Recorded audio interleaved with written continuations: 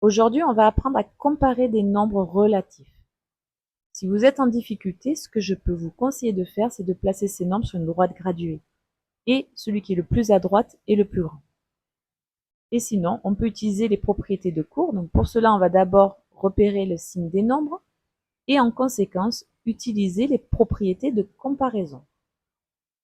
Je vais commencer donc l'exercice en commençant par la question A. Et j'ai 7 et moins 3 à comparer. Donc, comme j'ai dit tout à l'heure, je peux les placer sur une droite graduée. Je ne suis pas obligée de le faire, mais ça peut aider au début, donc on va le faire. 7 étant un nombre positif, il va être à droite du 0. Moins 3 étant un nombre négatif, il est à gauche. Je vois bien que 7 est plus à droite que moins 3, donc 7 est plus grand que moins 3. Je vais aller vérifier avec les propriétés. J'ai deux nombres de signes contraires. Quand deux nombres sont de signes contraires, le plus grand est le nombre positif. 7 est ce nombre positif. Je peux donc conclure que 7 est strictement supérieur à moins 3. Pour la question B, j'ai deux nombres négatifs. Je peux faire comme moi, d'abord les placer sur une droite graduée pour commencer à observer les choses. Donc, comme ils sont tous les deux négatifs, ils sont tous les deux à gauche du 0. Et je vois bien que moins 2,3 est plus à droite que moins 3,2. Donc, c'est le plus grand. En utilisant les propriétés de cours, j'ai deux nombres négatifs. Chez les négatifs, celui qui est le plus grand est celui qui a la plus petite distance à 0. La plus petite distance à 0 ici, c'est 2,3. Donc, moins 2,3 est strictement supérieur à moins 3,2. Pour 5,6 et 8,4, ce sont tous les deux nombres positifs. Chez les positifs, le plus grand est celui qui a la plus grande distance à 0. Ici, c'est 8,4. Donc 8,4 est supérieur à 5,6. Je peux encore les placer sur la droite graduée pour vérifier mon résultat. Et je vois bien que 8,4 est plus à droite que 5,6, ce qui confirme ce que j'ai écrit à la question C. À partir de la question D, j'ai décidé de ne plus utiliser la droite graduée. Vous pouvez encore le faire, mais je pense que vous avez compris, donc je vais un petit peu plus vite. Là, au D, c'est comme moi, j'ai deux nombres de signes contraires. Donc le plus grand, c'est le nombre positif. Donc forcément, 2/15 est strictement supérieur à moins 12,35.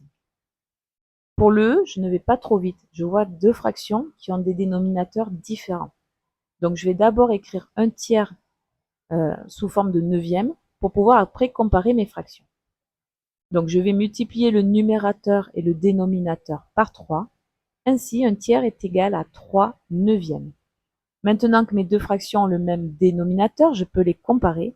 La plus grande est celle qui a le plus grand numérateur.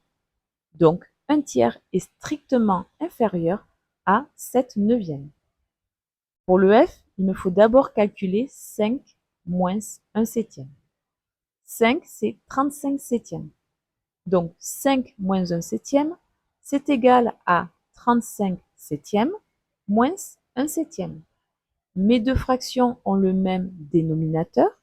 Je peux donc soustraire les numérateurs et garder ce dénominateur commun, ce qui fait 34 septièmes. Ainsi, 5 moins 1 septième est égal à 34 septièmes.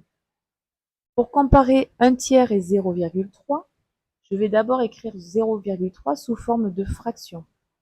0,3, c'est 3 dixièmes. À nouveau, mes fractions, je ne peux pas les comparer comme ça, donc je vais aller modifier mon 1 tiers. 1 tiers, je vais faire comme à la question E, multiplier le numérateur et le dénominateur par 3. Ainsi, 1 tiers est égal à 3 neuvièmes. Mes deux fractions ayant le même numérateur, je rappelle que je peux les comparer et que la plus grande est celle qui a le plus petit dénominateur. Donc, 1 tiers est strictement supérieur à 0,3.